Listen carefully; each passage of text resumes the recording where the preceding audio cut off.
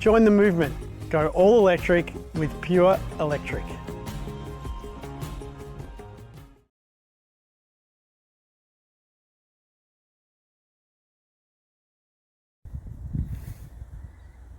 Hello, I'm Thea Ormerod. I'm here with Neil Ormerod, and this is our home.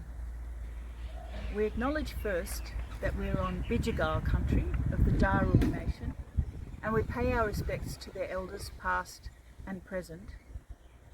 We acknowledge that this land was stolen, it was never ceded, there was never a treaty, and we stand in solidarity with our Aboriginal brothers and sisters. This home was built 76 years ago. See the solar panels on the west-facing and north-facing roof. They replaced earlier ones and now provide 6 kilowatt hours peak output, typically giving us 24 kilowatt hours per day.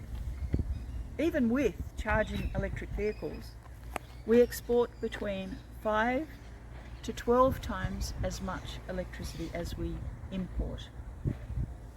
We sourced the solar providers by simply going to websites and choosing 3 providers to give us 3 quotes.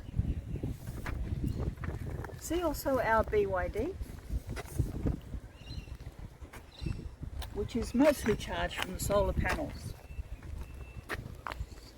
The battery gives us 1.5 kilowatt hours storage, which is okay, but it's much smaller than the battery in the vehicle. We'd be interested in a vehicle to grid option. Apart from the solar panels, the most significant change we've made is to install ceiling insulation throughout the house. The difference to the temperature inside the house was dramatic from one summer to the next and from one winter to the next. See the vents for our home ventilation system. There are 6 vents in total. When it's cool in the roof cavity and the inside temperature is too warm, the cool air can be pumped into the house. Likewise, warm air from the roof cavity can be transferred into the house when it's too cold.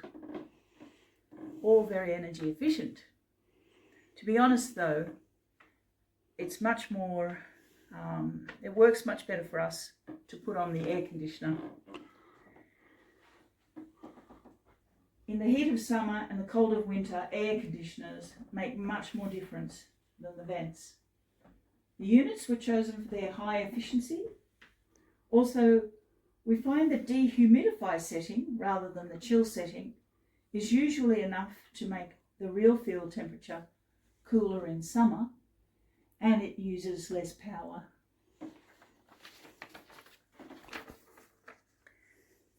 The AC units were installed in part to switch away from gas heating. Not only is gas a fossil fuel, it is methane and therefore far more damaging to the atmosphere than CO2. And there are leakages along the mining and distribution processes. The 2 skylights we have give plenty of light during the day, so we don't need to switch on the lights, either in the lounge room or in the dining room most of the time.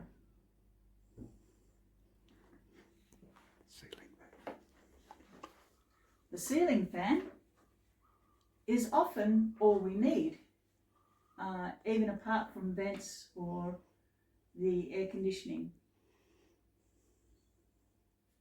There are ceiling fans in a number of rooms. This is the original kitchen of the house. Renovating does have a carbon footprint. We also have the original bathroom. The induction cooktop was installed to replace gas. The heat transfer is almost as instant as in gas cooking. The oven is also energy efficient. The fridge was chosen for its energy efficiency and has lasted well beyond its expected life.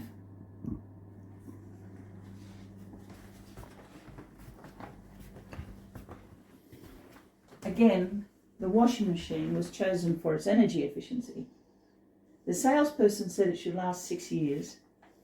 It's lasted 15. Okay. Actually, the solar hot water was the first energy efficiency change we made, just after we moved here 40 years ago. Around 30% of household energy is used to heat water, so it was a quick way to make a large reduction in energy bills. The mower runs on a battery, charged from a normal power point.